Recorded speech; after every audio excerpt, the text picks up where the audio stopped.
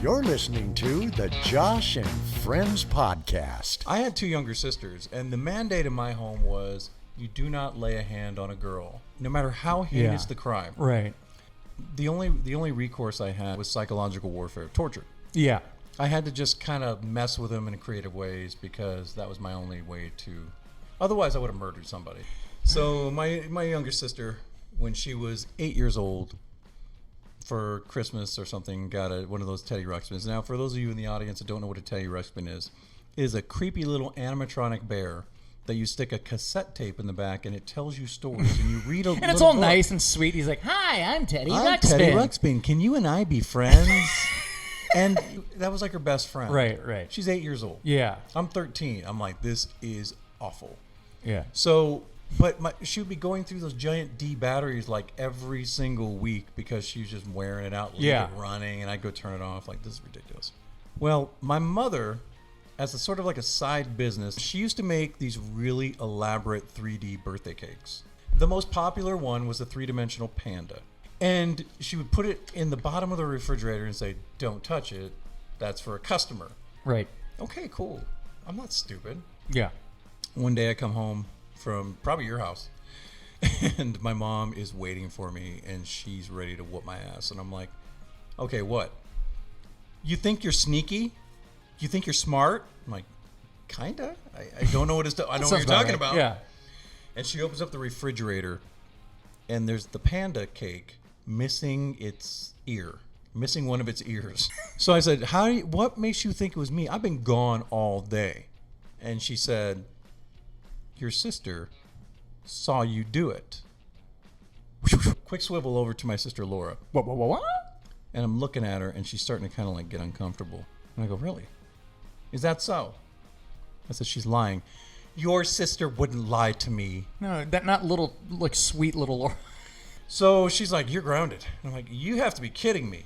I did not do this. First of all, I'm not stupid enough to take off a whole ear of a panda and think that nobody's going to notice. What am I going to do?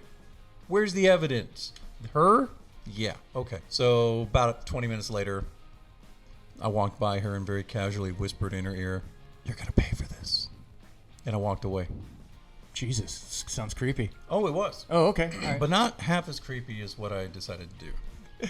I decided to take my dual cassette player with the built-in microphone. Right. I took the Teddy Ruxpin tape and then put it in one deck, and then I put a blank Memorex tape in the other one. And I recorded the intro. "Hi, I'm Teddy Ruxpin. Can you and I be friends?" And then I transitioned to something a little bit different. It went something like this. "Laura,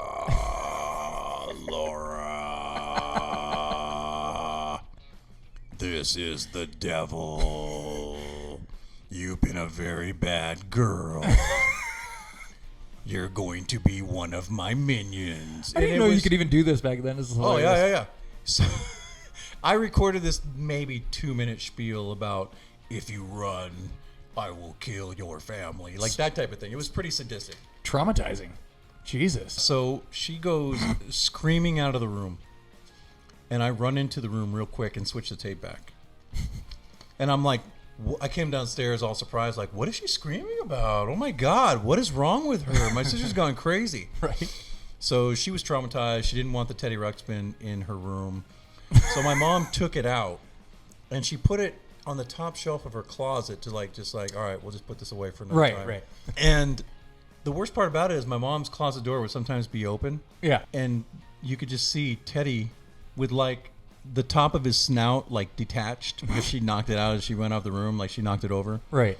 Just creepily staring at you from the top of the closet. And I'd go in my mom's room and I'd see it and I'm like, "Hey, Laura, come here real quick. Mom left some cookies in here." "Hey, look, it's Teddy. Do you want me to get him down?" She's screaming. "No!" Eventually she got over it. Fast forward, I don't know, 20 some odd years, and we're at a family gathering. I'm home for a few days, and we're all at my sister's house, and we're with her husband and my aunt and uncle, my mom and everybody, and we're telling this story. And she's like, "I don't remember that." Like, what do you mean you don't remember it? My mom's like, "Wait, what?" So after that week, I fly home to Florida.